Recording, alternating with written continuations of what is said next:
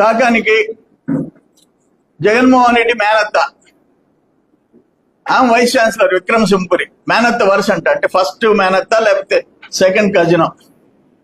ఆయన పిహెచ్డి ఇచ్చింది.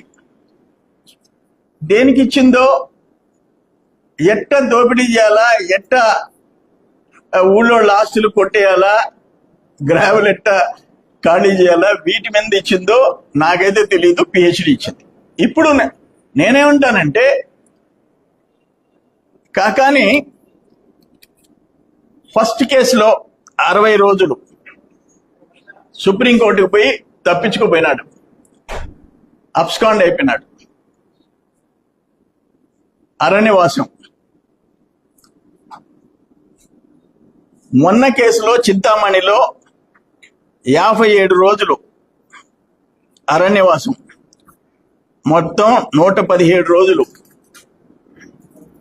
జైల్లో 87 డేస్, జైల్లో 87 రోజులు అజ్ఞాతవాసం, 117 రోజులు అరణ్యవాసం, 87 రోజులు అజ్ఞాతవాసం, 204 రోజులు.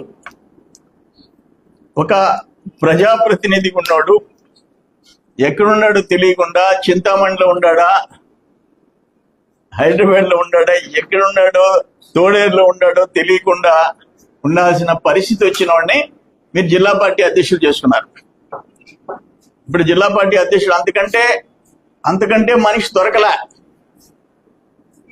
అంటే పేదోళ్ల భూములని కొట్టేసిన ఒక దుర్మార్గుడు, పేదోళ్ళని జైల్లో పెట్టించిన ఒక నీచుడు, అంతకంటే మనిషి జగన్మోహన్ రెడ్డికి దొరకలే. మీ చుట్టూ డబ్బాలు కొట్టుకోండి, మొత్తం ఉదయగిరి నుంచి వెంకటగిరి దాకా ఆయనకి డబ్బా కొట్టండి. సిగ్గు శరం ఉండాలా అటువంటి మనిషిని ప్రోత్సహించడానికి. అందుకే కావ్య కృష్ణారెడ్డి బుద్ధి చెప్పాడు మీకు. నేనేమంటానంటే 204 కింద ఆయనకు ఒక పిహెచ్డి ఇవ్వాలా, ఇంకొక పిహెచ్డి డాక్టరేట్ ఫర్ 204. అంటే 117 రోజులు అరణ్యవాసం, 87 రోజులు అజ్ఞాతవాసం చేసినందుకు టైటిల్ వచ్చి 204 పిహెచ్డి డాక్టర్ 204 అని చెప్పి ఇవ్వాలని నేను ఆయన అభిమాని కాబట్టి చెప్తుండా. ఇప్పుడు కాకానికి అభిమాని అయిపోయినా ఎట్టంటే ఒకటే తిడుతున్నాడు కాబట్టి నాకు కూడా ఏమైపోయింది, ఆయన మొన్న 87 డేస్ ప్లస్ ఒక 15 డేస్ నేను చెప్పా ఆ రోజు కూడా.